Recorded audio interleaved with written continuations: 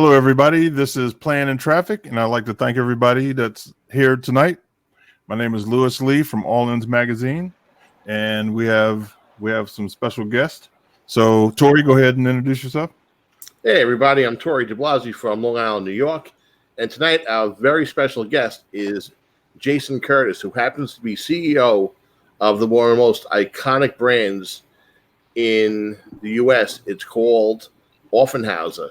They were founded in 1946. And without further ado, we will introduce you to Jason. Jason, take it away. Hey, guys. Thanks for having me. I'm Jason Curtis. I'm in Los Angeles and in the main machine shop here at Offenhauser. And, can't wait to share the story. And we have a bald gentleman that just popped in. Who are you? I'm the bald gentleman that just popped in.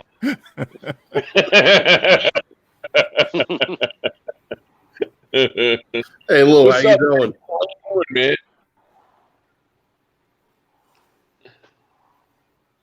Jason.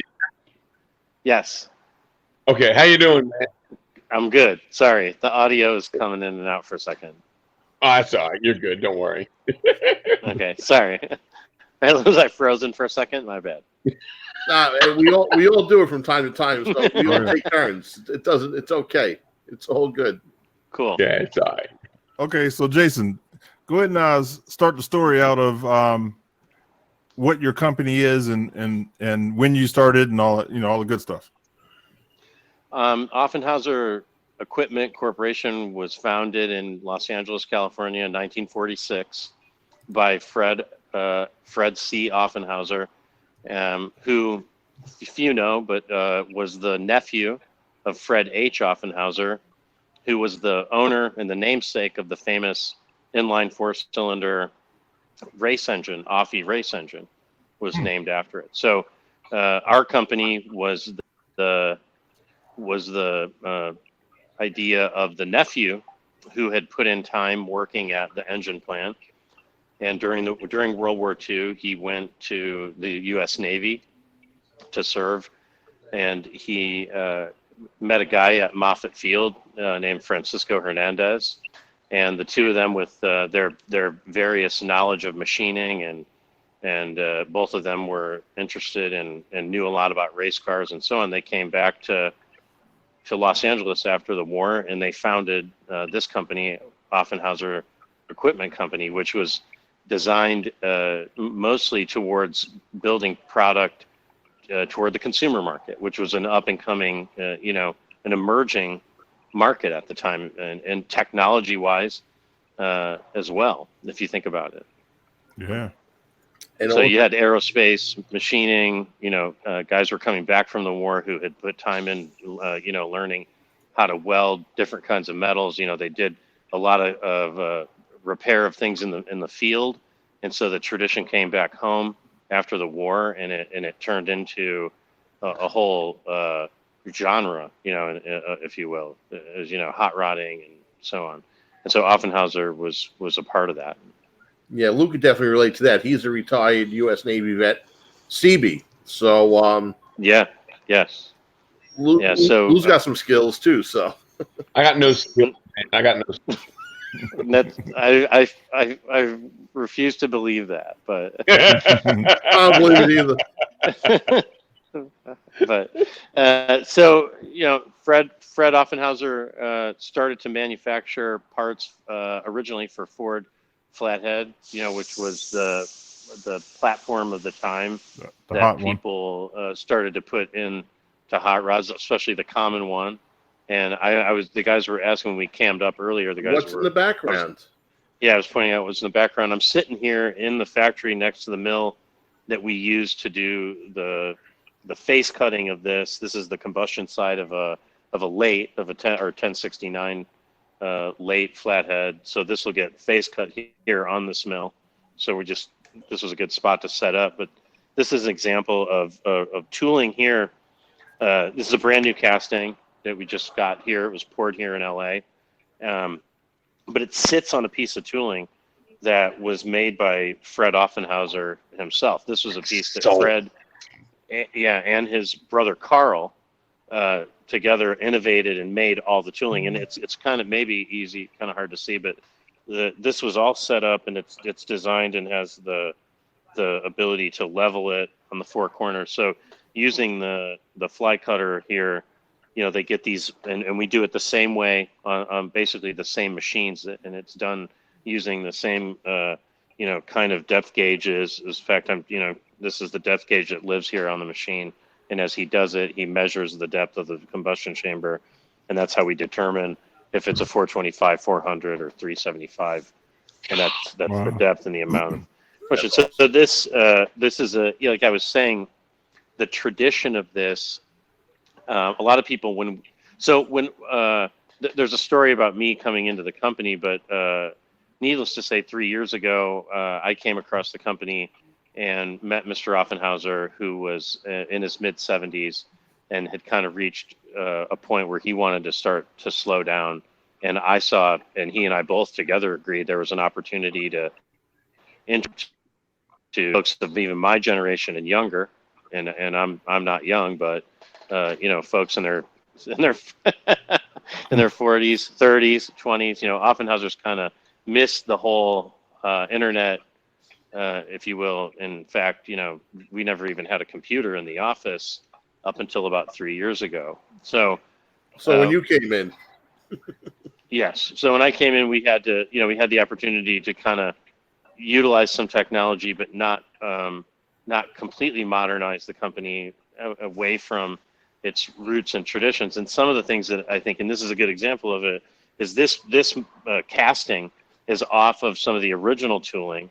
It's on these tools and on these machines. So this part was designed for this, to be done this way. And if you were going to do it, let's say in a CNC, you'd really have to change even the casting so that it would be more suited for that environment. And so for us to change all of the 600 parts over to CNC, a lot of people at first said, oh, you should modernize the whole place. But when you really look at it, it didn't make sense to do that with it. It made sense to try to figure out how to, adjust the price and look at the market and start to address the market in a different way. So that's in fact what we did. And so we stuck with some of the traditional methods. And the guy who works here all day learned this from his father, who worked here. Wow. In the late 60s, and that tradition, was passed down in the family. And before his son went to college, the third generation, he worked here, manufacturing linkage kits and doing other parts. So we had 3 generations of that family here, and that tradition of hand-done craftsmanship was passed down. Was for that to still be intact for us was such an opportunity.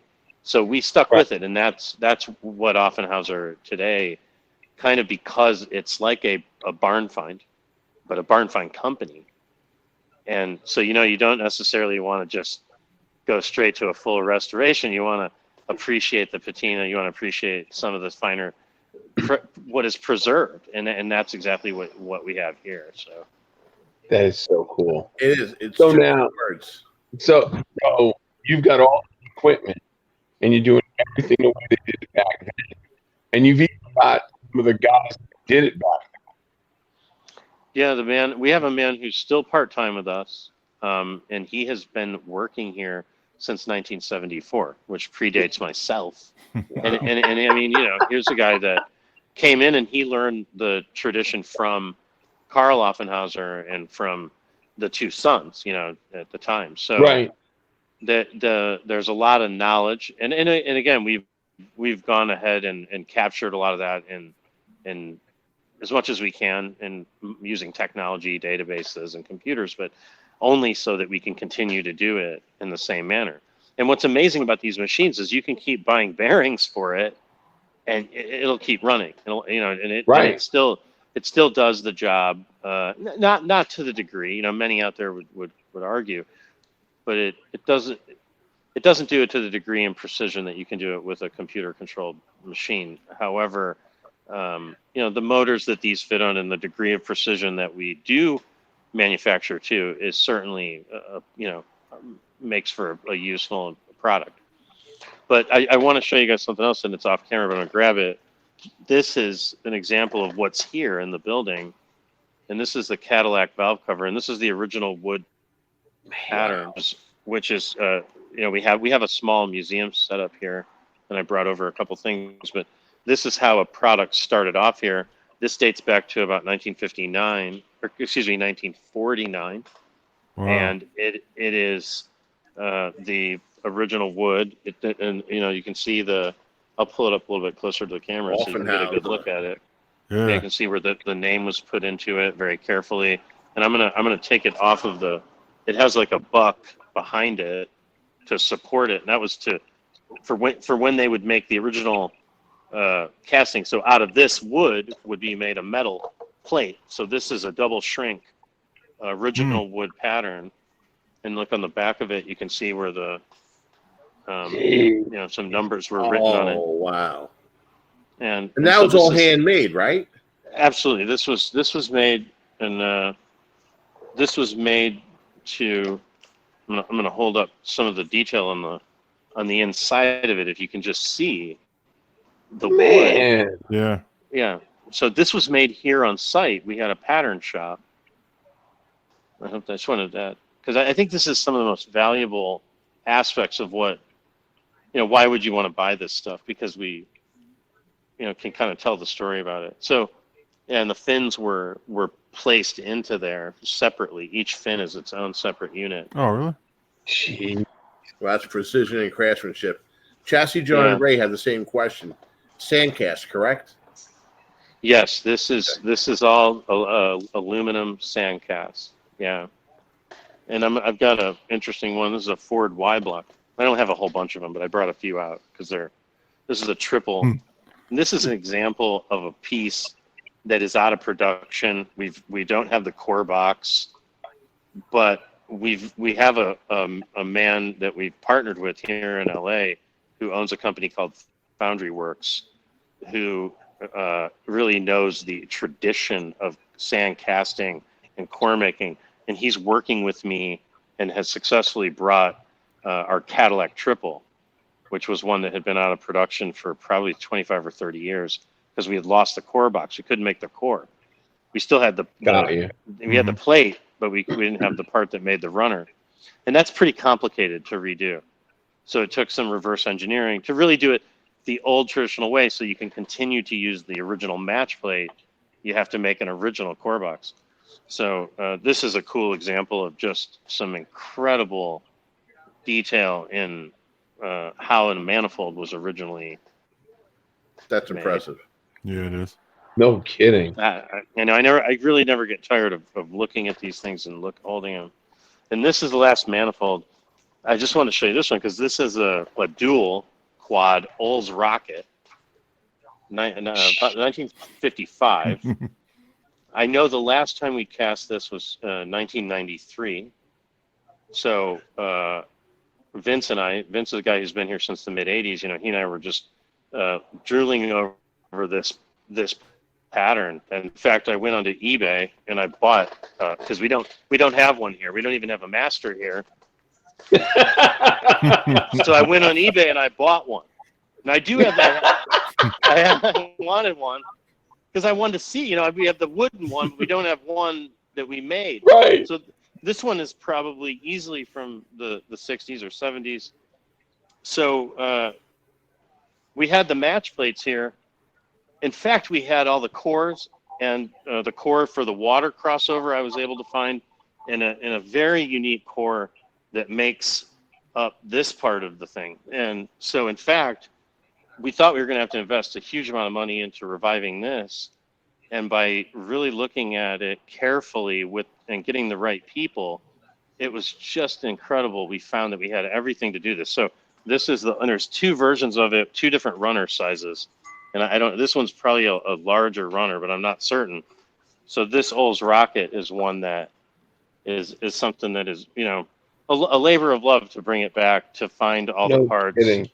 And the casting is, the match is a cope and drag. It's a two-piece plate. It's a really complex casting to do, but our foundrymen is going to take it on. So it's just an amazing opportunity there to see a piece like that 3 months ago I thought, oh, this is going to be a significant time, but by going back and looking at it and climbing around on the shelves here, and looking at all of what's here, you realize, oh, we were wondering what this was. Now we understand it. It was this Right. core for the top part. So there's a lot of that reverse engineering that has to be done to make some of those come to life. Brian says that he has a crush run here, crush ram manifolds for small block Ford, and he needs brackets before linking it for the 2.4. Okay, I did not fully hear your question. It kind of broke up. Brian says he has an Offenhauser crush ram manifold for a small block Ford, and he needs linkages for it. Do you have a link? We do.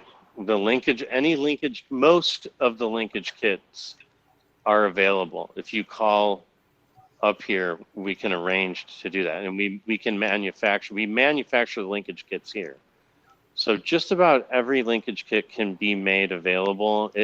In some cases, it's already available on our, we have a direct to consumer website that we work with called White Owl Speed, and you can find it there. Potentially, that's where you could purchase that. In some cases, some linkage kits are available through other retailers like Speedway or Summit Racing, depending on what it is. But right. If you go on our website or Facebook or on our Instagram, you can get in touch with Vince, and then they'll get you going on whether or not it's an obscure one or difficult one. I couldn't quite hear it was a Ford 300 inline six. No, it just says small block Ford. Oh, small block Ford. Oh, yeah. Depending on, we made a whole bunch of different small block Ford intakes.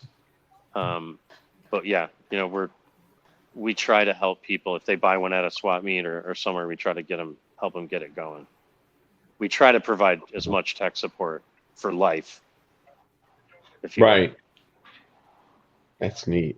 Yeah, it's important. This way you keep your base and you expand your base to people who don't, know about you because they're too young or they thought you stopped production or whatever the case is. But I have a quick question though. When you bring a product back to be manufactured again, what's the general turnaround time from beginning to end to get that part back into production? Well, like something like the Cadillac Triple, where we did not have a core box. It did not exist. We had a match plate. That took us, honestly, it took us about 2 years. Wow. To find the right person. Once I started working on it with the right team, it was about a 6-month process. Because if you can imagine, it's very difficult to engineer something into something someone else engineered 70 years ago, 60 years ago.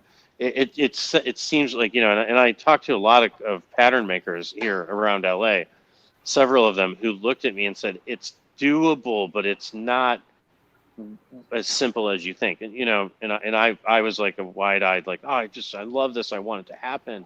So certain things like the Olds rocket, because we have all the elements of it, and it does need some pattern work, and it needs, like, for example, the gating and on all of the plates has to be redone and so on. So that one is pretty fast, probably like 2 months, something like that, where we have everything. Right. It's 5 weeks for us to turn around, for when we put an order in at our foundry and they start the process of making the cores, boxing it up, preparing for for when the actual day comes that they pour all the metal. Then after that, of course, depending on the product, there has to be heat treating, sandblasting, and then we get it for machining and other, it goes through quite a process. So you don't actually go outside the company to get the metal. You actually pour all your molds. We own, and part of our company was we own all of the patterns and cores. We have always used several external foundries here in LA. Mm-hmm. So and those are very long-term, very tight relationships. The current foundry that we work with, our relationship goes back to our relationship with our foundry goes back to the 50s. Wow. And then that foundry was passed from the father to the son, and then the son retired and sold it to another operation, which is a fabulous operation that we work with here in Southern California. But yes, all of the I happen to know that the metal that we use is all Alcoa American generated metal. It's all heated, poured here in Southern California, just 6 miles south of here. It's true. The castings are trucked here, and we do all the finish work here. Okay. So you have your hands on quality control from beginning to end, pretty much. Yeah, and now I keep mentioning that we were working with a new foundryman to bring back some of these parts, and so we're working very closely on actually having that foundry be our internal foundry. So that way we will have much greater control from the very beginning of the process.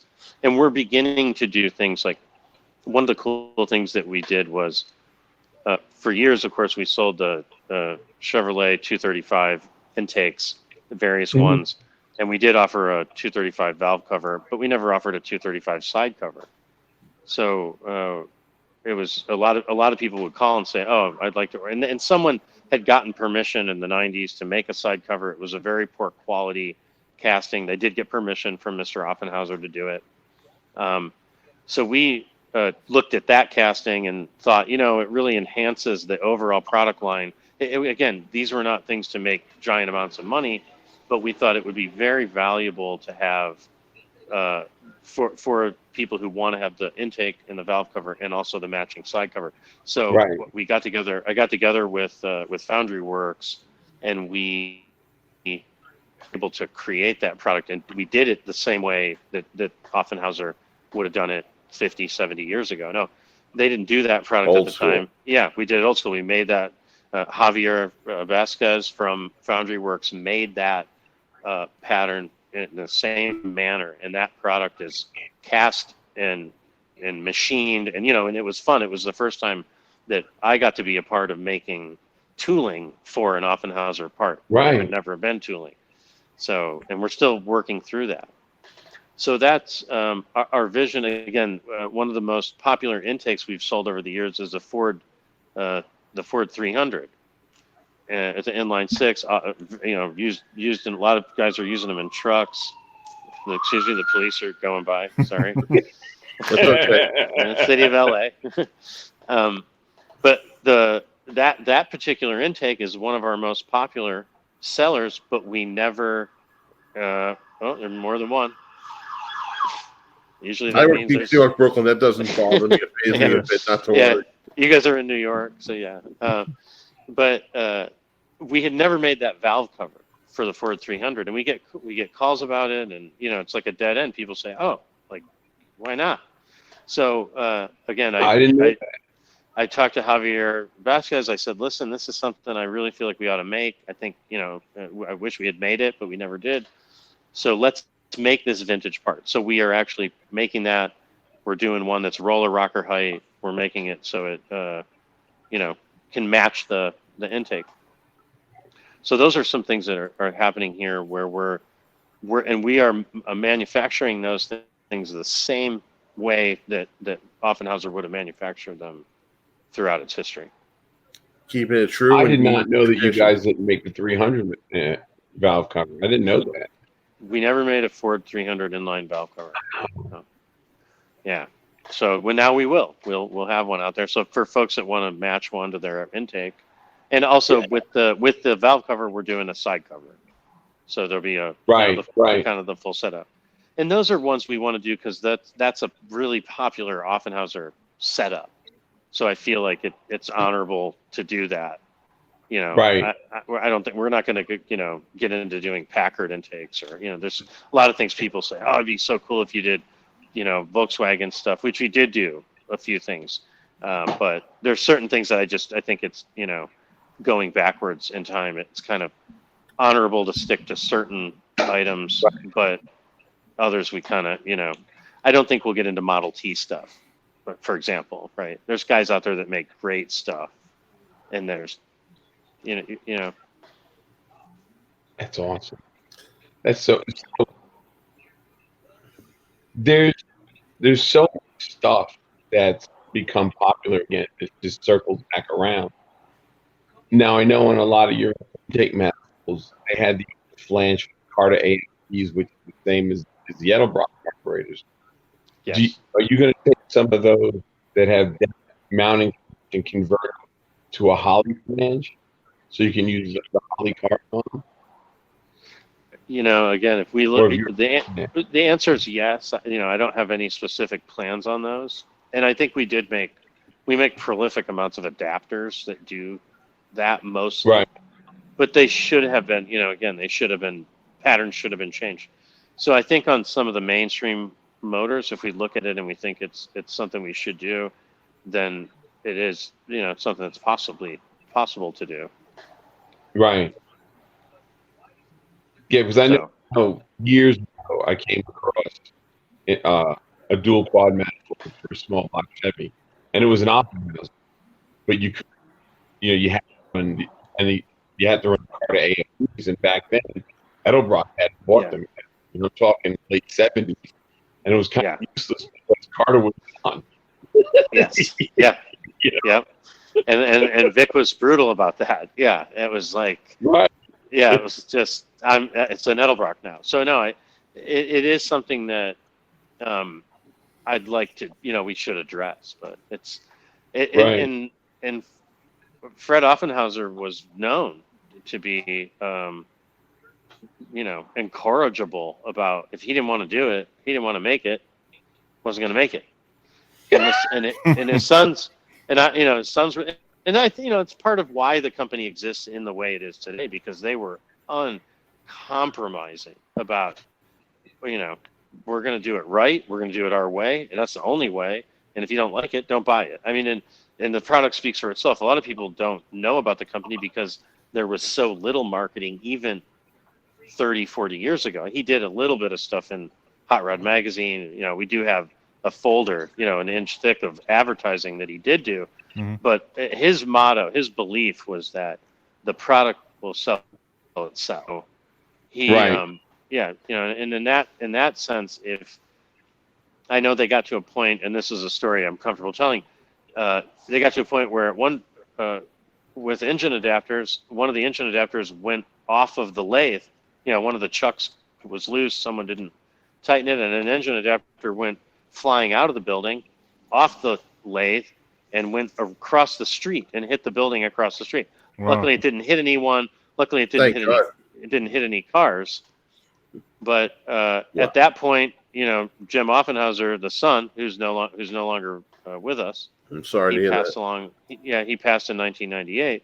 But at that point, he said, "Nope, we're not doing those anymore." And so they stopped doing adapters. Wow. He just didn't want to do them anymore, because I think he felt like he was the only one he could trust with the lathe work at that time. The demand at that time, the demand was nothing. There wasn't.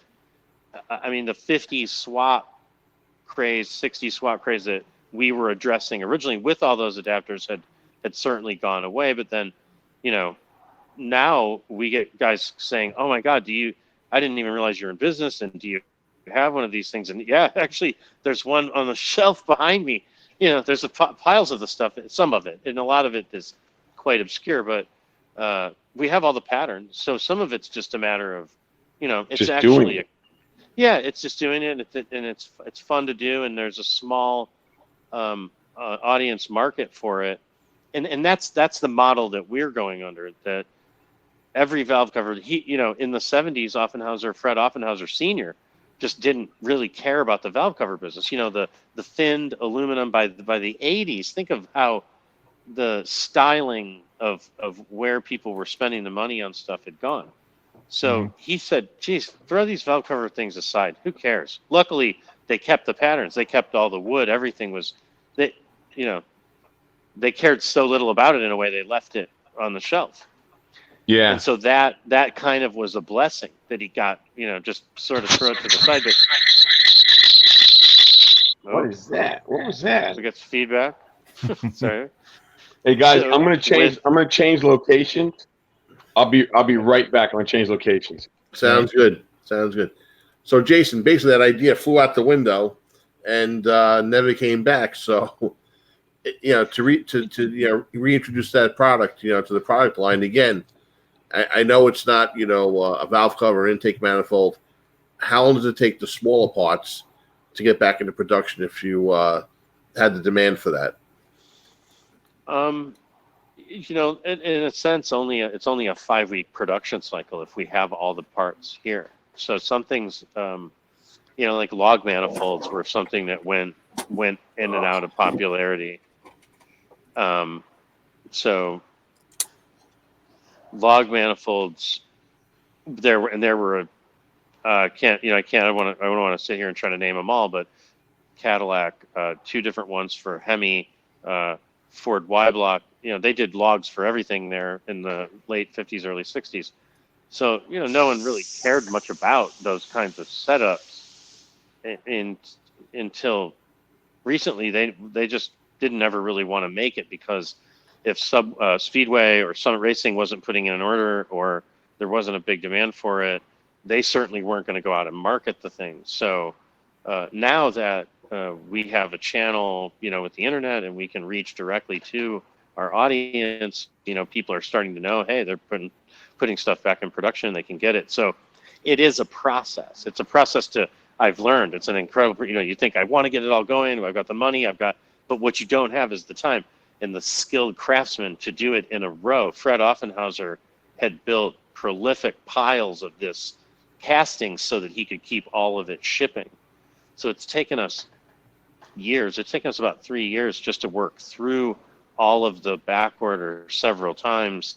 Wow. And, you know, get things up and moving again. So any given thing, like the log manifolds were simple, you know, we got them back. And when I took the pattern and the core over and said, hey, let's do these, you know, we got them back in a month.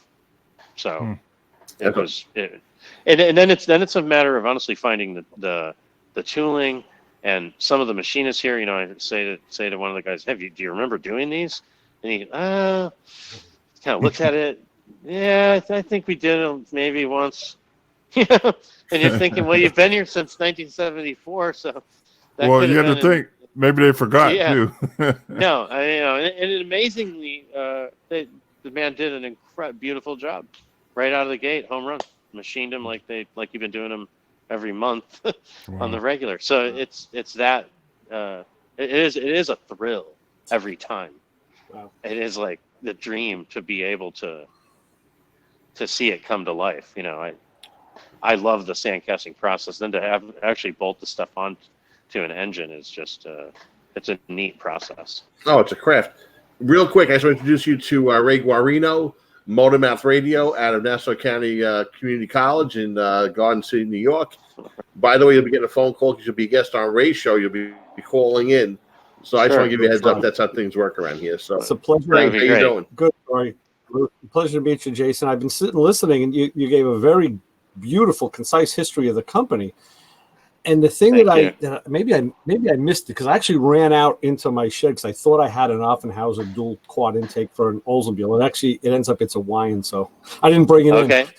No, that's cool. Wyand's cool. Wyand's was a great one. Yeah. Like everybody else, I got a ton of junk. But anyway, what I was kind of picking up, and correct me if I'm wrong, you know, I was hearing about all the stuff that the company wasn't making but had access to and had done previously. And what were you guys doing if you weren't making all that stuff that was so iconic?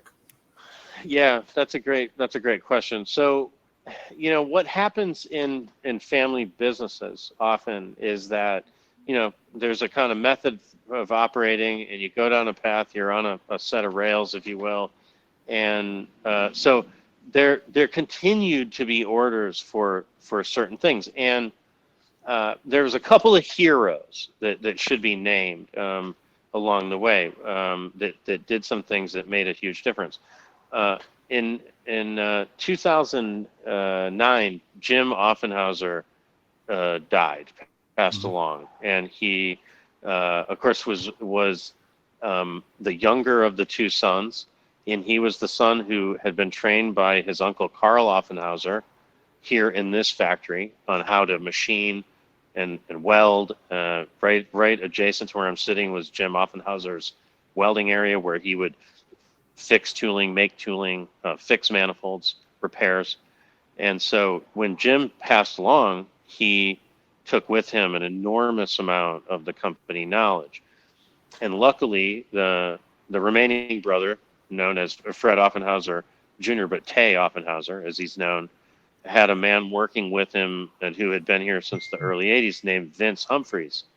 And it was Vince Humphreys who stepped up to the plate and understood enough about the product, and who understood, because Vince is truly a gearhead, and he understood the history and the value of the company.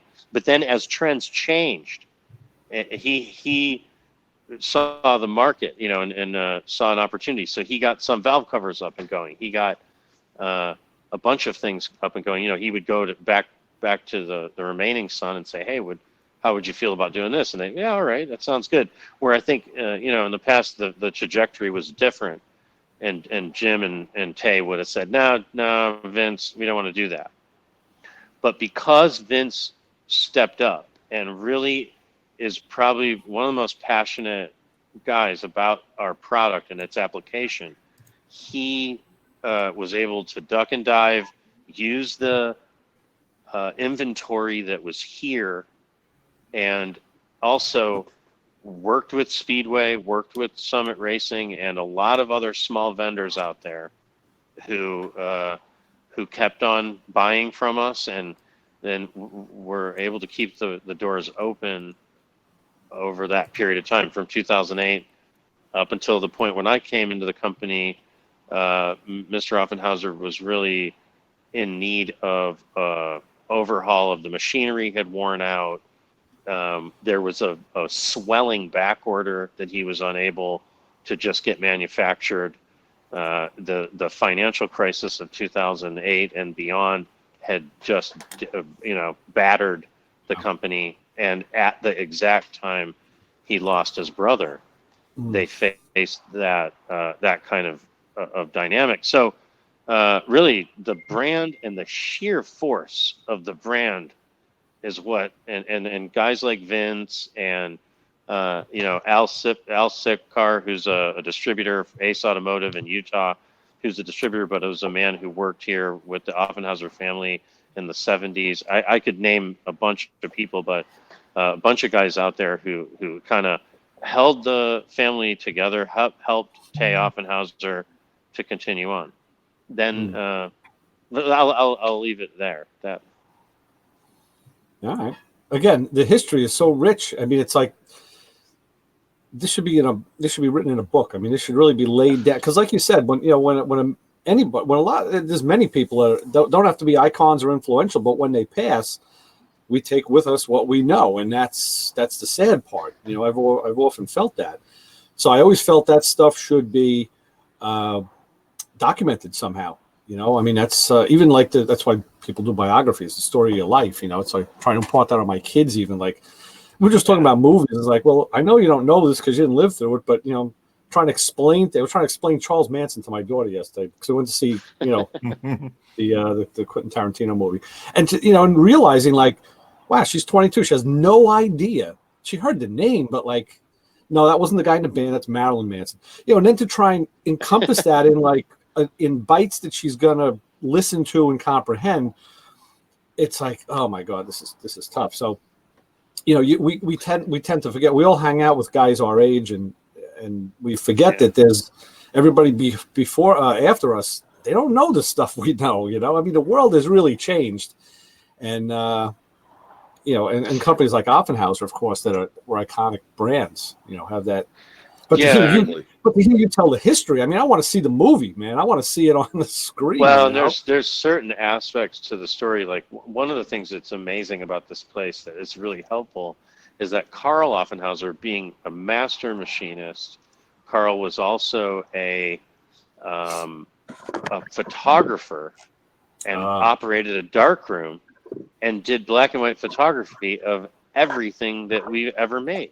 Nice. And we have all of the of the negatives and an entire photographic archive Wow. of every part. And interestingly enough, there's some negatives of them, screwing around or being in the shop, or they had sponsored a race car in the late 40s with a man named Ollie Morris, who went on to be an engineer who designed the dual port intake manifolds, and he designed just about everything with Fred Offenhauser from the mid 50s on. And he's pictured in a lot of the photos, his race car with Fred Offenhauser, on the streets of LA somewhere, I think in Altadena or wherever they were living at the time. Right. So these guys were part of that whole scene. They all knew each other. You were mentioning a Wyand intake. Yeah. The Wyand family was just a Wyand foundry, and the Wyand factory was just a mile away from here. There are many shared. A lot of people don't know, but there are many, and it was something you probably didn't want to talk about 2 years ago, but today it's more history than anything that Fred Offenhauser and Wyand shared patterns, core boxes. They would help each other get manifolds onto the market, and they were all in the same group of people with Vic Jr. and the guys Dean Moon and others. So it's this place is hallowed ground in that sense. Yeah. That's that old platitude, like when the small guys got together and helped each other out, because they weren't the big guy, and that's great to hear. I always loved hearing those stories. Well, we should go back to that. In the 70s, when the Sons, when Jim and Tay Offenhauser took over the company, Fred's brother was not happy. He had expected that he would come in to the company. So interesting twist and plot twist. He decided to leave. Carl left and opened his own machine shop and did work for Wyand and did work for Edelbrock, in fact. And it was up until recently that that subcontract to do machining for Edelbrock ended up that shop was left with the original Edelbrock jigs for machining Edelbrock flatheads. No kidding. Yeah, Carl had those. Carl had them because he had the job. And then when Carl passed on, he passed the shop to his son. Then his son aged out, and now this man that owns the shop we know, and he had been doing welding and contract work for us. The two businesses had just been connected. So at one point I went over to say to this guy Roman, hey, what do you happen to have this cutting tool or thing? And he says, yeah, I got a bunch of stuff. Why don't you take all of it? And so he gave us all of it, and it Okay. because and I said, what is it? He goes, Edelbrock. This was the Edelbrock stuff. So it was just amazing to realize that those were Vic Jr.'s tools that were given to the subcontractor, and like us, stuff was left all over the place. But those are here now, and been working to introduce an original head pattern that we found here, which I don't happen to have because it's at our foundry. But at one point, about a year and a half into my journey here, I climbed up a ladder and I found a pattern for a head, an early head, not like this one's a 1069, a late, but one with the water jacket in the center. And so I thought, well, this must be the original pattern. But I look at it and I notice it's oddly a little different. And so if you go very much back to the first earliest pictures of our product, you'll see that our early cylinder head is actually quite different. The first original one was different, and Vince, who I'd mentioned earlier, had heard rumors about that head, that it had cooling problems and that there were issues with the water jacket, as well as the combustion surface was bending inward because there wasn't enough reinforcement in it. So what we understand is they went ahead and just re-engineered the whole thing, and they put the patterns on the shelf, and that's where they sat. And they sat there from the late 40s until I found them, and we took a good look at them. I showed them to just about everybody I could find. Look at this. Could we make it? I took it to different pattern makers. Could we fix these patterns? How do these work? Because they're beautiful, huge, pieces of wood with brass facing for the core boxes. Craftsmanship. So it was just yeah. So it turns out our foundry hero Javier Vasquez was able to look at these patterns, understand and make sense of them, and in fact, we both, in him being like a guy who loves a challenge, he said, I want to try it. I want to see if I can do it. And I'm proud to say that we have re-engineered some of the problems, and we looked at what Offenhauser did in the next generation, and we brought that back to the original head. And so we're going to cast that original pattern, just so there's something new, but off of an old original pattern that I think, again, it's being cast from the original parts that we found here. So it's got this value, and we're going to machine it. It fits on the same tooling, and it was an amazing process. It was amazing to watch Vince's face take it, because he put the combustion side onto another drill jig, and he goes, wow, it fits perfect. And we realized that it was, Javier had used that old original combustion side pattern that had been in production, but they took it out of production. So that is a perfect replica of the combustion side. And all we did was thicken it, add the reinforced water jacket, and we've got some other surprises coming, which will be that it'll be have a plug where we can have 2 spark plugs, and so it'll have a racing version, a high cooling racing version, and plenty of material to be machined, to your liking. So right. And what engine is that for again? What was the application? That's for Ford Flathead. Flat, yeah. For so early. What's in the future for Offenhauser? What are you guys looking? What are you doing? What's the plan? Anything you can speak of? Yeah, actually, that's a great question. What we're doing is, of course, being that we feel like we've got one of the greatest brands when it comes to vintage auto parts, and the tradition of our look and feel, we think is such a kind of classic feel, that we want to translate that over to some of the newer platforms. So Javier and I are working on what we'll call nostalgia intakes for LS series engines, for Hemi series engines, and for the Ford platforms.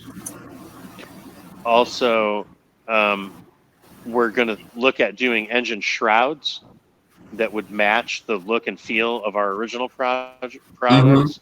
I have a 5.7 Hemi, and it has a plastic engine shroud, which I don't particularly love. It's not a bad piece, I don't want to put it down, but there's a lot of dress-up kits for those, and there's a few performance pieces out there. But I keep looking at it and going, man, I would love to have a real aluminum, thinned, polished upgrade shroud for the top of my 5.7. So I went to Javier and I said, what do you think? And he was like, we got to do it. So yeah, we're going to do engine shrouds, and I think we're going to do some, because part of that look and feel is the airbox. We're looking at doing airboxes to match, as well as we're thinking about doing an old school style battery box for hot rod applications. But yeah, those are just some products that we think, adding our cast aluminum, we're still going to do the stuff as much as we can by hand. We're definitely going to manufacture it all here in LA, in California.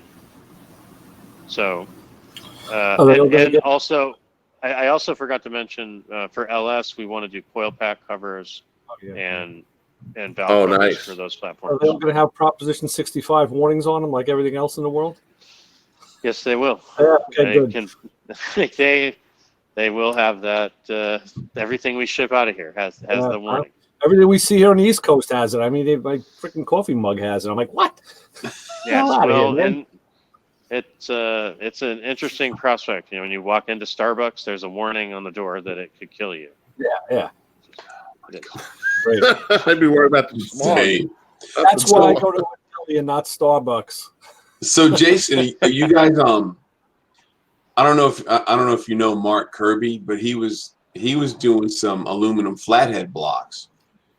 Are you thinking about getting into something like that? Because I mean, the flathead's popular now. It is. That's been discussed. I can tell you that we are also, speaking of engine blocks, we have a close relationship, a partnership with Van Dyne Engineering, who is the owner of the Offie race engine patterns and drawings, and Stuart Van Dyne.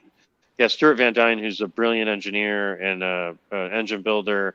He built the last engine-winning Offie race engine. Was a Roger Penske car. I believe, and you folks out there will correct me, but I think it was 1974. I believe Mark Donahue was the driver, and that was the last Offie race engine to win. I think it was a turbo, possibly 255 cubic inch aluminum block. So we've talked about doing some Offie race engine blocks. Stuart and I would love to do some cast iron blocks. They are very difficult to cast.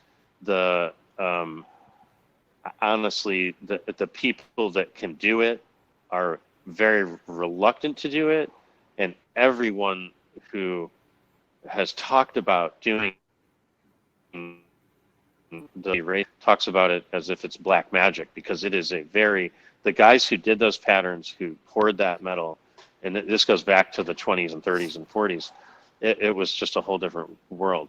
So getting into engine blocks, probably if we did any engine blocks, it would be those, and we would do that for certain nostalgia guys who want to run they don't want to blow their original blocks. They might want an alternative. So yeah, and also our own passion to just see, could we cast it and machine it and run it? Oh yeah. I think I hate to admit it, but that's probably the driving force more than the market for it. Although we'd love to have some financial help if we do go down that road, but it is going to be a labor of love. That would be cool. That really would be so cool. Yeah. Speaking of aluminum, of V8 aluminum stuff, we are about to do a run of V8 60 heads, which Offenhauser did, and I haven't done them. We haven't done them since the early '90s, mid '90s. So that's an engine that people are doing a lot of cool things. They put them on motorcycles and a lot of interesting projects. So that's one that I know people are kind of excited. We're going to do those. Would you run one of those, Lou, instead of the TPI engine? Excuse me? I actually had a flathead when I was doing muscle car, and I was going to put it in a truck. Yeah. And I turned up leaving muscle car, and I actually Joe Mondello was going to build the engine for me, and then Joe died, so I just never bothered to find out what happened to the parts. I had a stroker crank for it. I had everything for it, and I actually had Edelbrock heads because this was 12 years ago. But I just never bothered finding out what happened, because everything my whole world got turned upside down when I left. You know what I mean? So I just never bothered. But I'd love to do a flathead, because I just think it would be. I think as a car guy, you need to have at least one kind of deal. You know what I mean? Yeah. It's you're not really a car guy unless you say, I had one. I mean, there are ways around doing one, but you got to get into like some really CAD or some. I'm excited doing. I want to do an Olds rocket with that. Yeah. Oh, that nice. quad.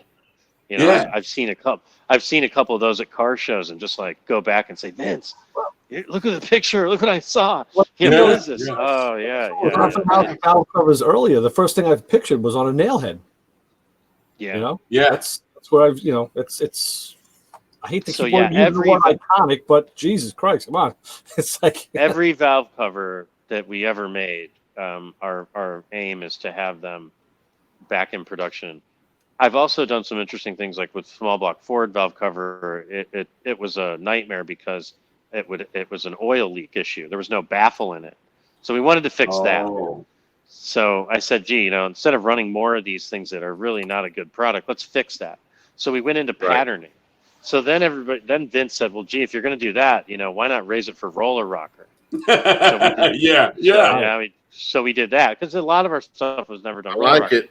Yeah. So we did that, and then I said, I started asking a lot of questions. Why does it have to have a twist off here? I like my motors to have clean lines. I go, what about one with all fins? Oh yeah, that'd be cool. So we did that one too. So we're in the process of taking some of these products that, like our small block Chevy valve cover, they did put a roller rocker riser ring on the pattern so that it can accommodate. But many of the patterns, like our big block Chevy valve cover, it's in patterning right now to get roller rocker, lift on it, so it can accommodate roller rockers. So when it comes to valve covers, we're really excited to have them all be available. Yeah, retrofitting is a big deal. Like, I'm using a set of valve covers on my engine I bought in 1976. They're Cal Customs. And now since then, I've now gone to roller rockers. The rockers fit, but I couldn't use any of the baffling that goes on the rockers to get the oil down. So, of course, now as I drive the car, I lose oil out of the breather. So yeah, it's annoying. It's the price you pay. Yeah. If you want the nostalgia, and carry a rag. Well, and I wanted to be able to address that market where, Fred Offenhauser said, hey, where's the product I can sell, a single product I can sell a lot of volume of? In our case, hey, whatever the shape of the aluminum is, I'm less concerned about. And that is a way that we're getting our volume back, because we can make every one of those part numbers in relatively small volumes, and they add up to quite a large amount of product shipped. But it takes some real focus, which is in a sense a passion that we have for it. Yeah. So Chassis John is doing Jason, I have a quick question for you. His old Pro Street car, and he wants to know if they would clear the Jessel shaft rocker system. You might be selling a set before you know it, there, Jason. Yes, on big block Chevy, we're gonna put them big enough to accommodate. We're adding enough room to accommodate, the highest possible setup, and John wants to put AC in that car though, so you got to make sure it clears a compressor. He's in Florida. We may have to do some bracket redesign. Yeah. That is so cool. That's so cool. Jason, I have a quick question for you though. Just getting back to the LS platform real quick. You want to do a nostalgic intake manifold, correct? Come at me again. I didn't. You broke up on that. You want? That's okay. Yeah, you want to do a retro intake for the LS motor? Yes. Okay, so which cylinder head would you make the intake for? Because you have a cathedral port, your square port, and your rectangular port. There's 3 different types. Which one are you going to do first? And would you consider doing all of them? This way, everyone's covered. Probably we would do all of them. Because, nice. Yeah, we want to try to do all of them. And, it's a great question. It's a great technical question. But the look and feel that I think we're going to be trying to present the market with is, throttle body or carburation swaps, obviously, but where people want to run throttle body setups. We're also looking at putting fuel rails into something like, in the design conversations, we're looking at our CAD triple or our CAD dual as a model. Nice. This is a Valley pan. I'd like it to look kind of like that. I kind of like that look and feel, because it's a Valley pan style motor. You have that opportunity. So that does kind of get things sticking up high, which isn't good for all applications. It's great for truck applications. Right. But Or as far Tri-5s. as, yeah, but I think, as far as port size, we want to try to address the market, as best we can. And so because on a product like that, we're going to be designing that using, probably we'll use SolidWorks, and the runners and so on can be done in a way that we can literally, those core boxes, we can use a modern designing, computer-aided drafting, and 3D printing to. All right. To, now you're to make talking. those kinds Now of you're products. talking new school, which brought me to a question I had earlier, because you were talking about old school. Do you guys do you use social media now, or are you planning to move into that field in the future? We do. We are on Instagram. I think we have 30,000 followers. We're Offenhauser.co.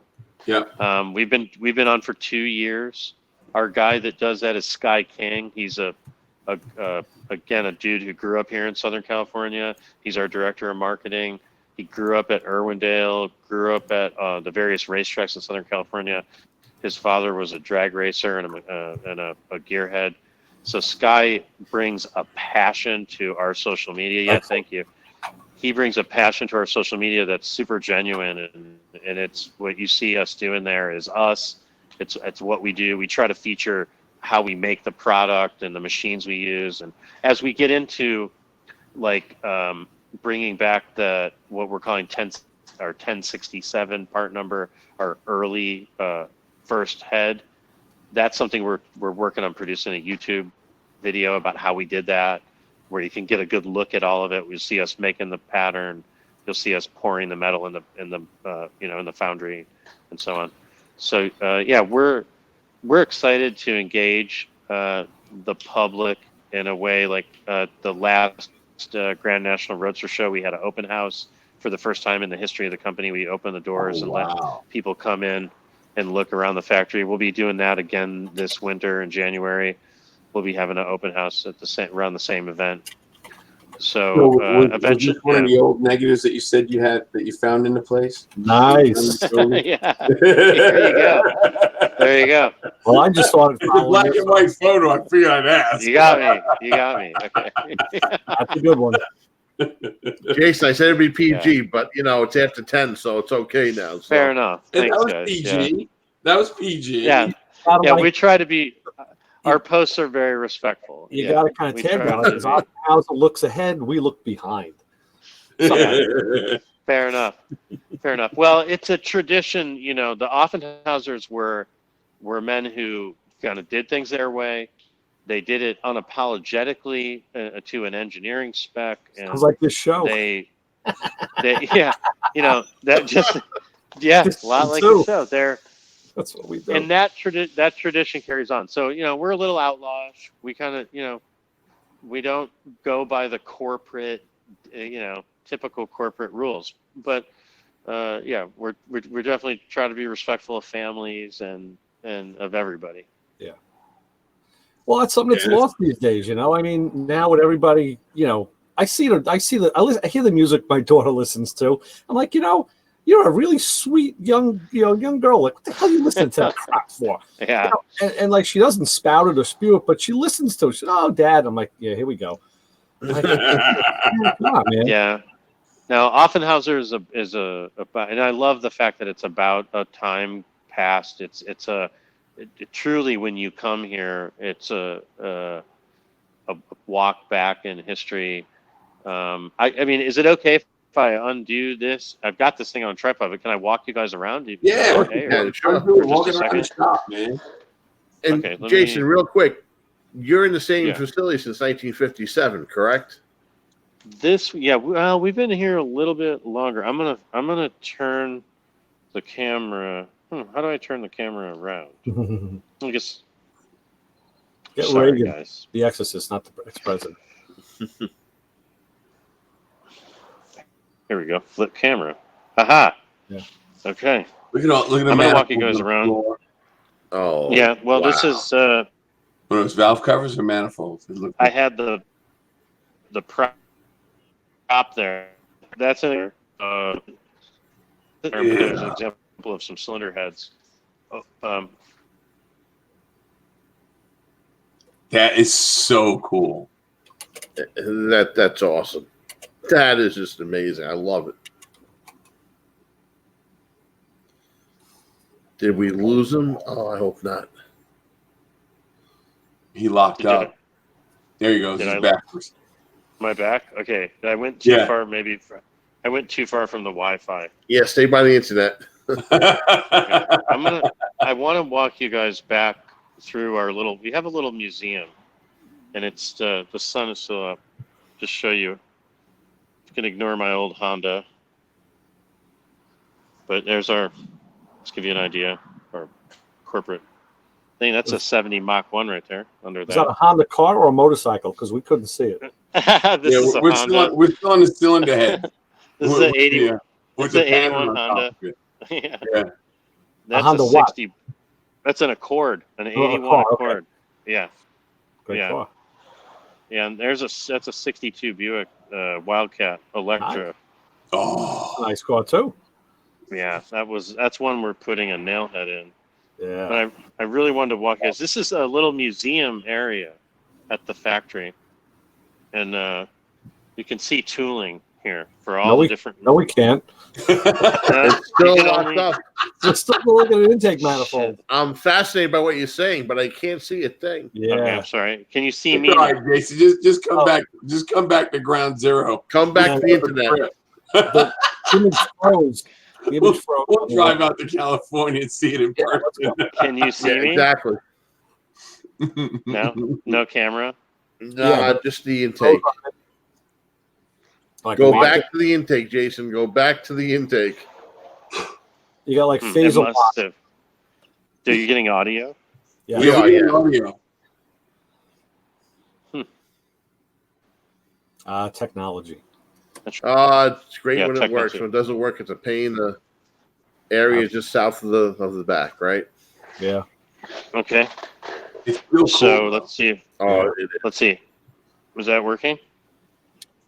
Nope. No. Only audio. No. I'm a fin freak. I love fin stuff. So. We lost him. That's like right up my alley. Here. How's that? Well, we're waiting. We don't reconnect. We may not be able to get him on because Louis Lee went. We don't have a host, do we? We're flying without control. Yeah, we don't. We lost him. Can you guys hear me? We can hear you. Yes. Okay. Cool. I can see you and I can see myself, but you guys don't see me. Oh. Right. Exactly. Okay. Louis, I want to bring him back, Louis. Bring him back. Oh, Louis Lee is here. He was just playing with us. He was going. Maybe we can get him back. Yeah, that'd be awesome. Get Jason back.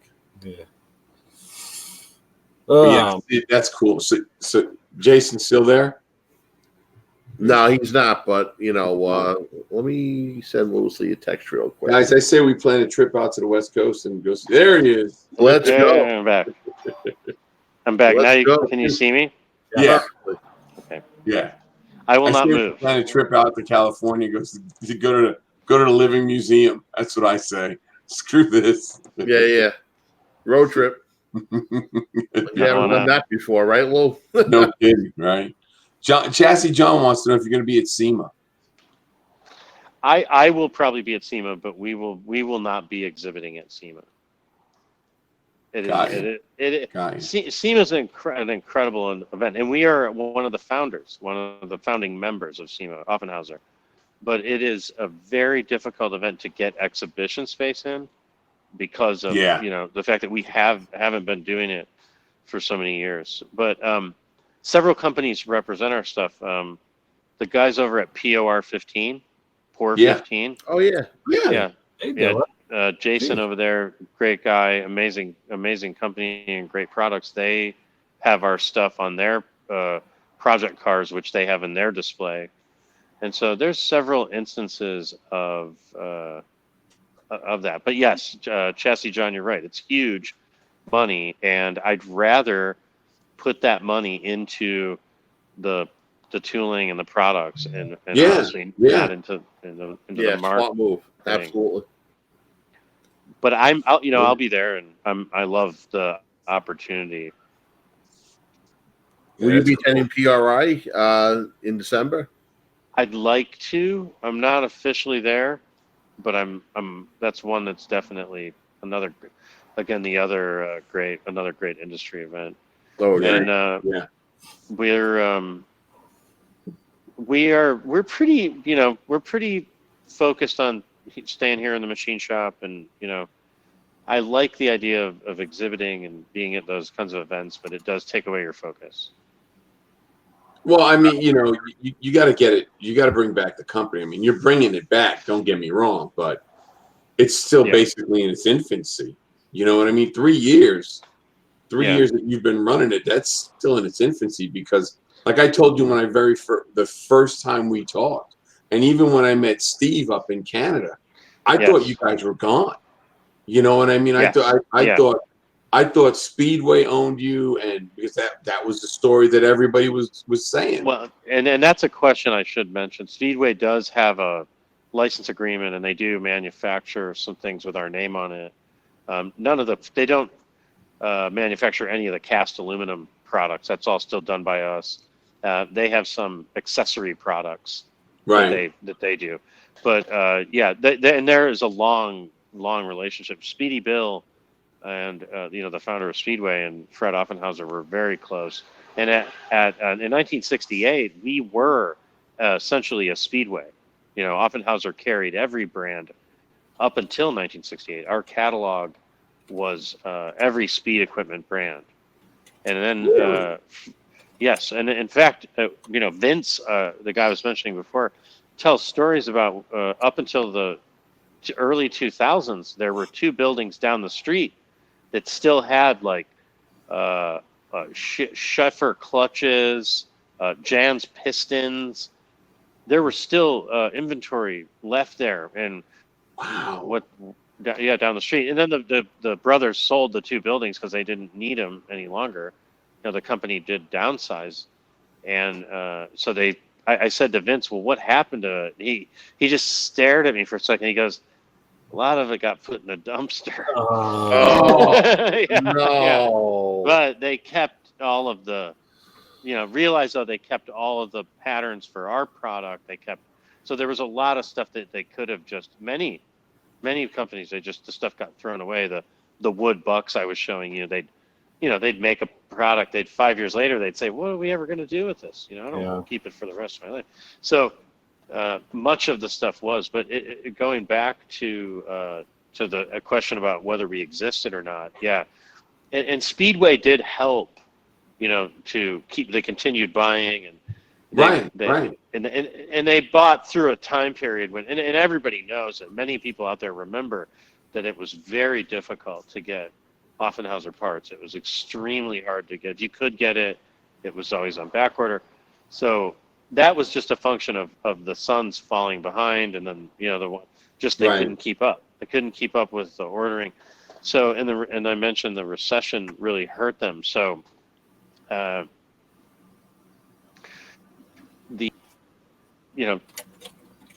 because of that, I think the coolest thing that happened is that this place was mothballed in many ways.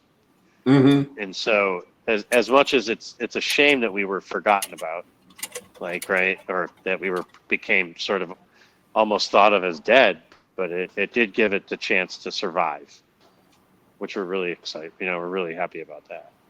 Yeah, which is so cool, because I have now I have 2. I have 2 old side-by-side manifolds. They're both Edelbrocks, but I knew that the linkage from your manifold fit from your side-by-side. And I remember years ago, because I had one of them since high school, and that was the reason why the guy gave it to me, was because it didn't have linkage. And I called up Offenhauser in the mid '80s, and they're like, "Man, if we can get enough orders, we'll make them, but we don't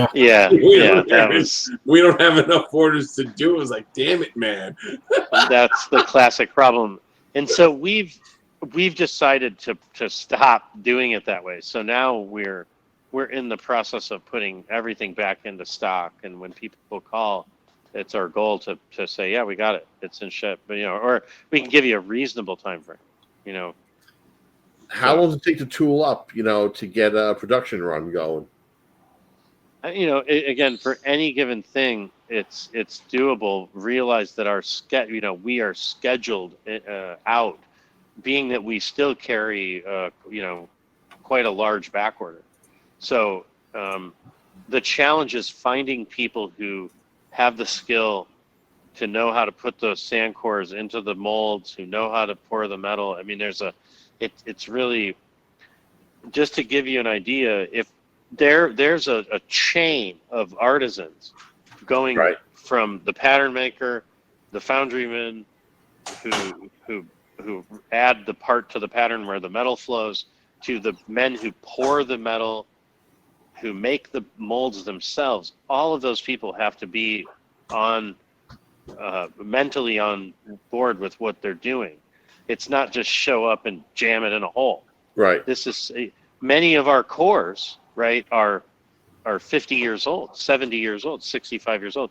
So they'll have a flash on the side. You have to that means that foundryman has to sand by hand. He works that off and make sure that core is set in a particular way. And it has been found, by the way, that to do that in a mechanized fashion is not as easy as it might seem. Right. So in that sense, I feel that we have, and I say a lot, when I'm talking to people about why did I do this from a business perspective, I think the world is, quote, flat enough to support what we're trying to do. Our labor costs are high. We're in the city of LA. You can imagine we have regulation up above our eyeballs. Oh, God, yes. But we can still find skilled labor here at a rate where it's not, I wouldn't call it a living a wonderful life wage, but our folks are able to live here and work here and support their families. And so it's a manufacturing method that we think we can continue on with, almost because of the fact that costs are going up overseas, irrespective of taxes and other cost driving mechanisms. Their simply cost is going up in the manufacturing centers in Asia, especially. So for the fact that we're making mass customized product, right? Like I want to make 50 different valve covers. I only want to make 20 of each one. That's a different equation and a different methodology of thinking than if you're thinking, I'm going to make 500 of the same thing. Right. And Asia is really, honestly, like Asia is really good at making, India, and as far as sand casting, they do a really good job. They do it to spec. They do it. You have all these incredible ASME certifications. So it's arguable that their quality is good, but the problem isn't that. The problem is they don't want to make less than a container full of one thing. Right. Plus, they have a lot of sand. Yeah. They got a hell of a lot of sand, right? Yeah, that's a factor, but the fact that we're able to utilize, and it drives the cost up, but we're able to get that product out there. But I tell you something, Jason. Guys, like us, the old timers, we'll pay a little more for a product like that's made here, that's done right, as opposed to the other way. Now, I'm sure that's probably not. I don't know if that's the lion's share of your business or not. I don't know, because I don't know. But there's a lot of young guys. There's a lot of guys in their that like me. I mean, I grew up driving stick shift. I grew up building Jeeps. I grew up, so I'm always going to be into that. And for those kinds of folks, they're just like, whoa, I never heard of this. It's, this is cool. This is fresh. And in that sense, connecting to it and the fact that it has that tradition is, it's got an extra edge to it. I think young people can grab onto, and it matters. It matters where things are made and how they're made. Yeah. People on an individual level, they care. They do. They want to know people call all the time and they realize, that we're struggling to do this by hand, and they oh wow, I didn't know that. I thought the stuff was coming on a container, and it isn't. So it's a fun challenge. Jason, Do it the right way. when they call you that you speak English. Yeah. You know what I mean? Yeah. They're more amazed when they call you that someone answers the phone and they speak English. That's what they're amazed about. We have a good handle on it. Sometimes depends what time of day. You could hear some explicit English, but no, we're having a good time here, and the people that are a part of this with me, are an amazing group of people. Ollie Morris, the man I mentioned earlier, who was an engineer here for 30 years and a partner of Fred Offenhauser, his grandson is on our board of directors and is a part of this with me. He brought a lot of knowledge. Yeah, Dan Marvin. And just, it took this incredible group of people to come together who are passionate about, everything from mid-century manufacturing to cars and, speed equipment. So it all has to come together.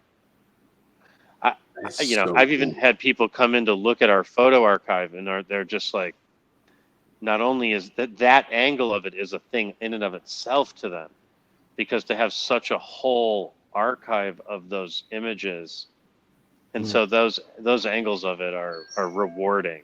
I do love that. That's so cool. That's gonna be an impressive collection, though.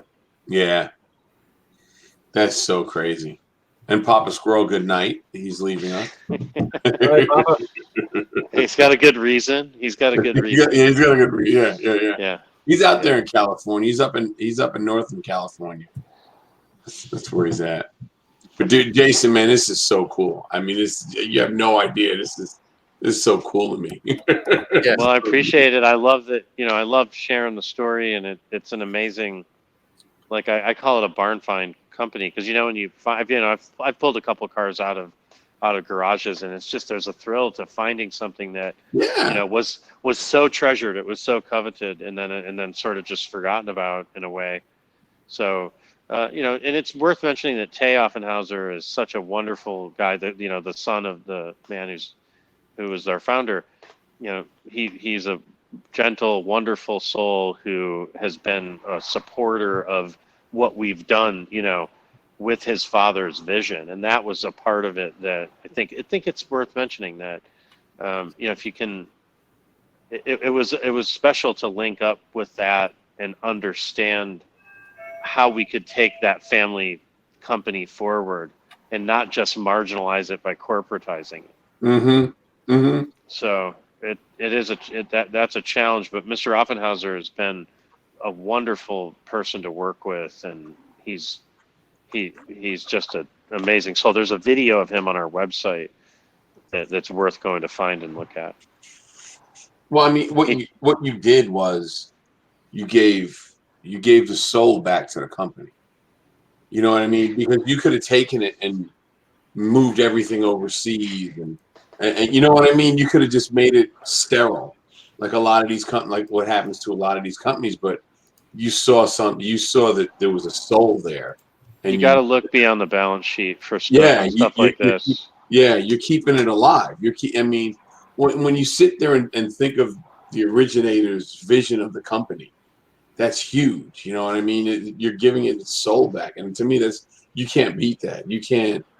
That's so cool. He's cherishing the family legacy. Yeah, it's indescribable. It really is so cool.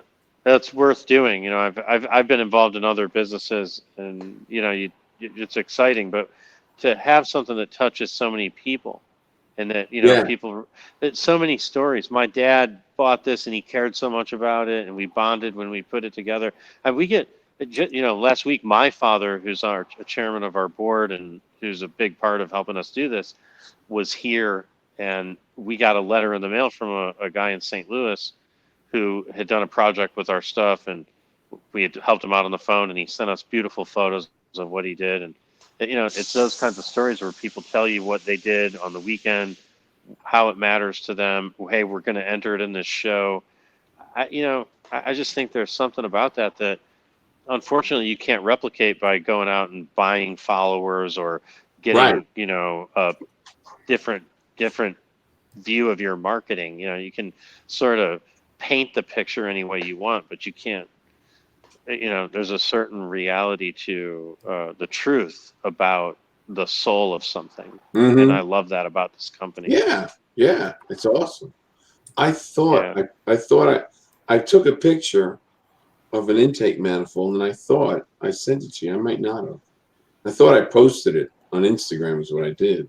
I gotta see if I can find it, because it was there it is. I did post it. It was at swap meet. It's one of yours. Oh yeah. I tagged you guys in it.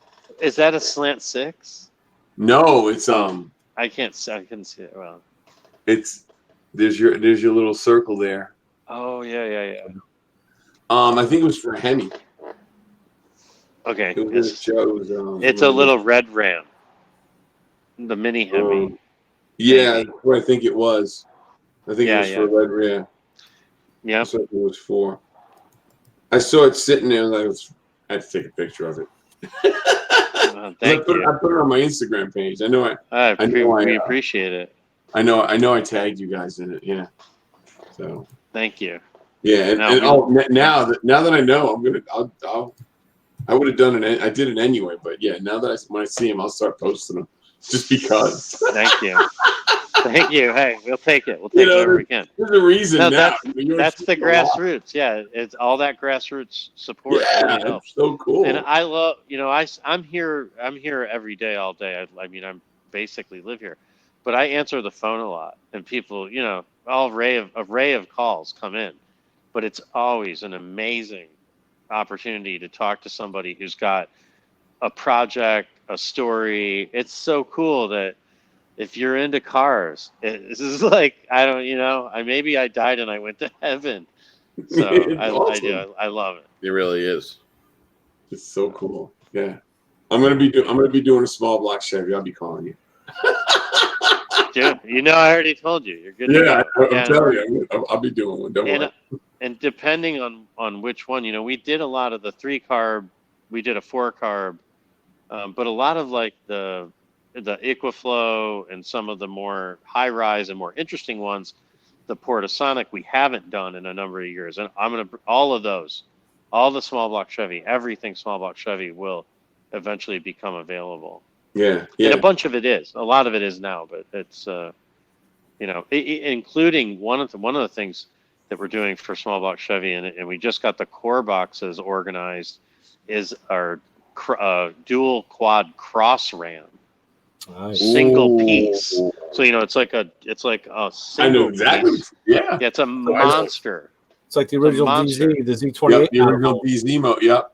Well, no, that's the one with the plate in the top and the 3, right? Right. No, There's two, and they're angled. Cross ram, yeah. Yes. Now this is not. This is a cross ram that is like they're Directly across from each other. Side by directly side. across from it. In fact, I think they might be slightly offset.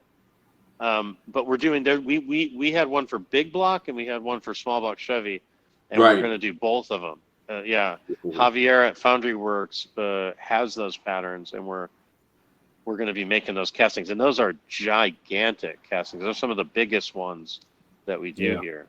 So I'm excited. You could do like the Plymouth Cross Ram. That's a huge one too. Oh yeah, there you go. Okay, yes, right. That's right. Yeah, that's basically what it looks like. Yeah. Nice find, Luke. That was quick. That's the Edelbrock one.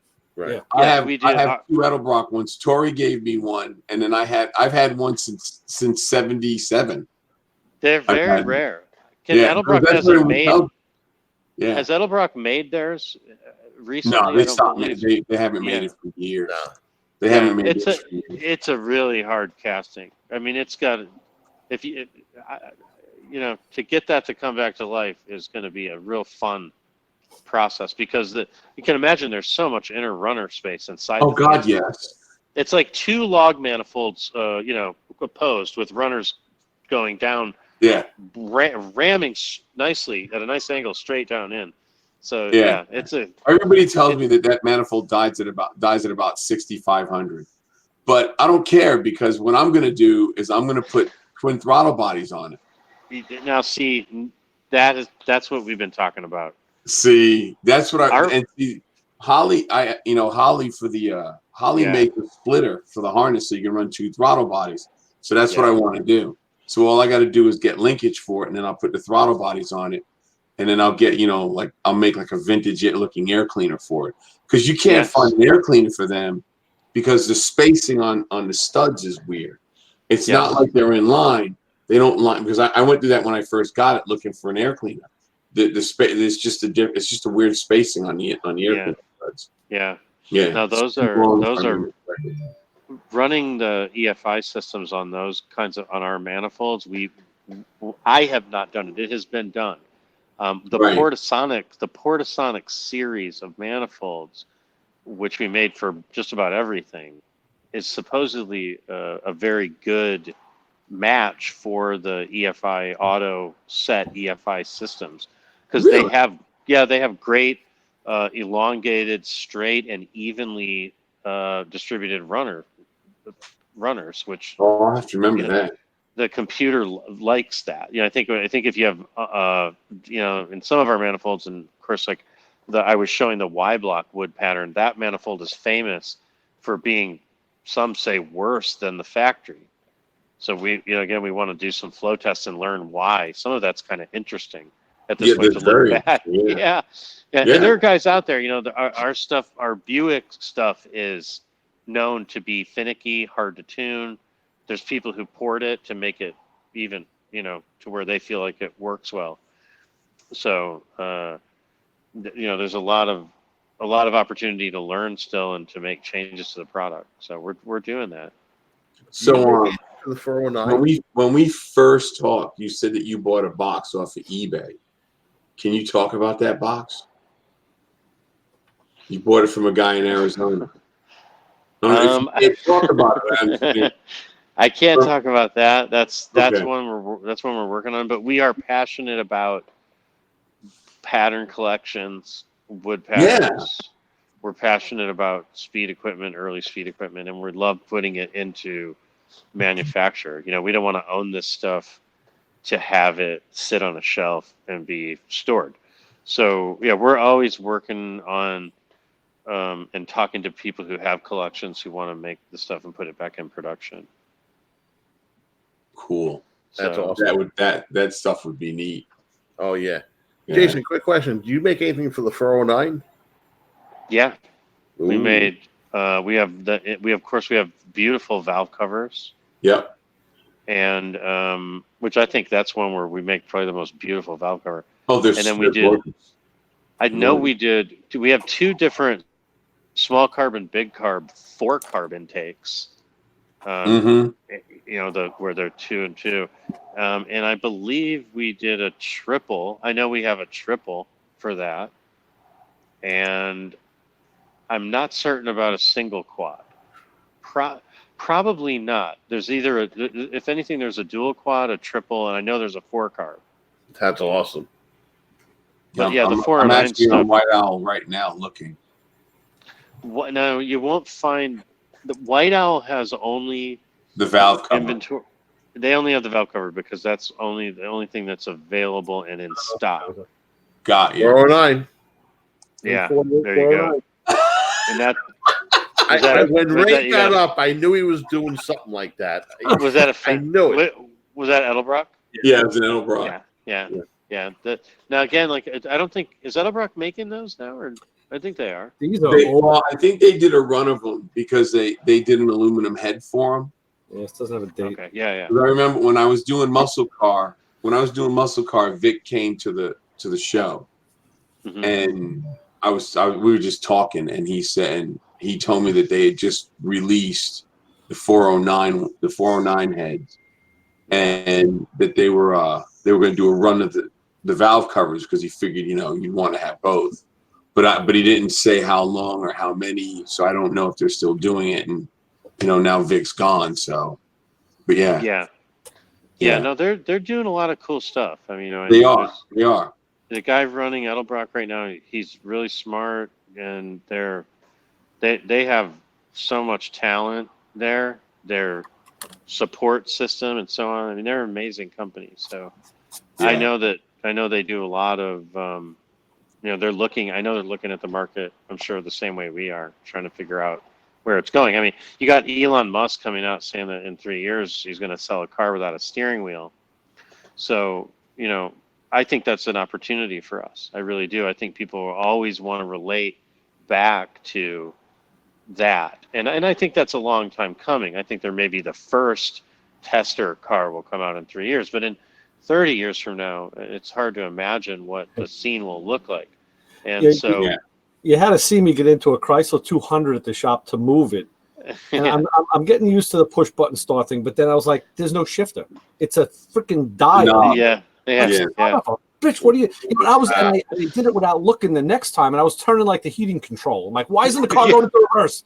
Yeah. Yeah, It's changing a lot, yeah. and I think as that change happens, it's going to cause people to want to connect to, the way it was when I was young, the way it was when my dad did it, my uncle, whatever. And I think that's where I want to be positioned so that people have a place where they can connect back to motoring in general. Right. And Offenhauser's part of that scene. So we want to be a part of keeping that alive. That's why I love all the brands. I love, Mike, the guy that owns H&H, one of the partners over there, is another guy who's done so much to make this sub part of the industry happen, keeping those brands alive. He's got Sharp and a few others. I'm sorry if I can't remember, but those kinds of guys are really going to connect the younger generations and the people over the next 30 years. They're going to be, I think, playing a part in keeping that alive and helping to tell the story. Where is it going? Yeah. Because the technology is changing. Yeah. Oh, definitely. It's definitely changing. Well, you're sure holding up your end, Jason. That's for damn sure. That's great. No shit. Oh yeah, well they're linking the past, the present, and the future. This way, it's treasured and protected for generations to come. That's our hobby. We need to connect with the younger kids and keep it moving forward. No, thank you. And that's the bottom line. You're doing a great job with it. Yeah, and we're having fun. I appreciate it. All that you guys do. It's amazing to talk to you guys. Lou, thank you. And thank you, man. I mean, our pleasure. We need to thank Steve, because if I didn't see Steve, I would have never known. Yeah. Anybody in Canada? Yes, our guy. This is all because of Steve Isles, our guy up in Canada, Offie North. Yeah, and Offie, and again, Steve's a guy who we met. We personally know Steve, and he's passionate about cars and heard our story and was like, for real, how can I get involved? I want to be, involved in helping to distribute the parts in Canada. And not only that, but Steve's also part of our team. He's an investor in the company and one of us. So yeah. Yeah, I rounded a corner right at the show in Toronto. Yeah. And Steve had three lunchroom tables, like in a U shape. Yeah. With all kinds of stuff, man. I mean, I was like, dude, where did this come from? Yeah. Am I in a time warp? Yeah, it's like a time machine. Like an orange fine intake manifold deal. I was like, damn, it's all new. What the? Yeah. We started talking, and it's crazy. That's great. Yeah. So cool. So cool. It's cool to see this when you pull all the different stuff out at a show. It's really cool to see all the different parts. It is. Yeah. Especially when you thought it was gone. Yeah. I mean, really, I thought it was gone, long gone. So to see it, I was glad to see it. It was really neat.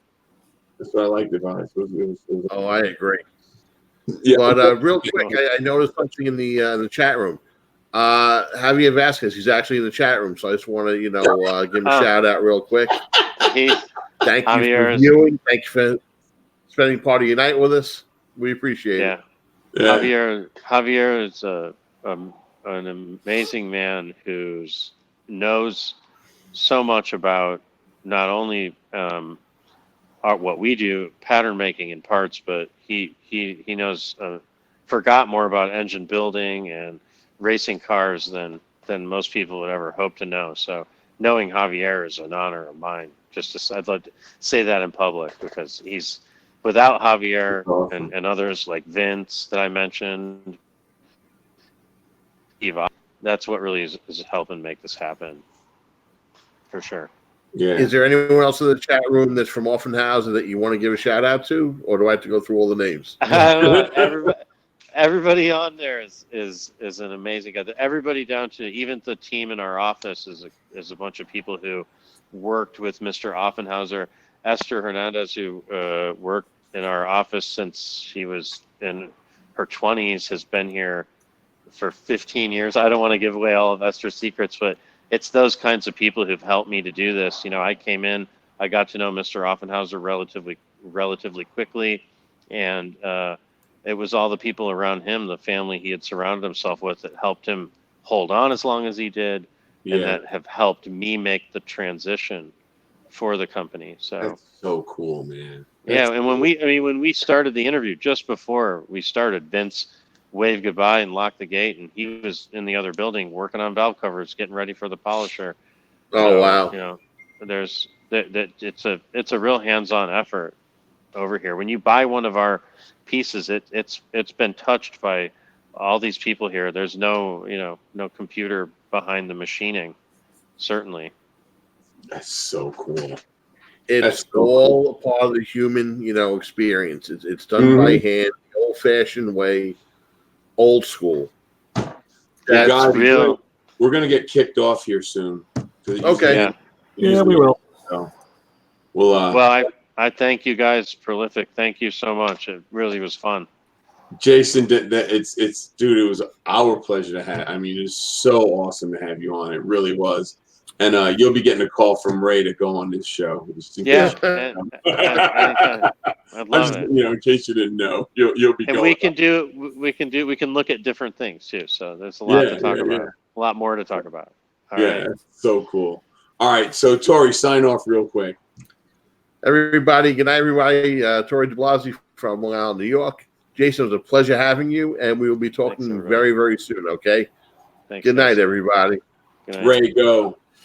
Ray Guarino, Motor Mouth Radio in New York. Jason, it was a pleasure. Thanks for spending the time. I love the history lesson.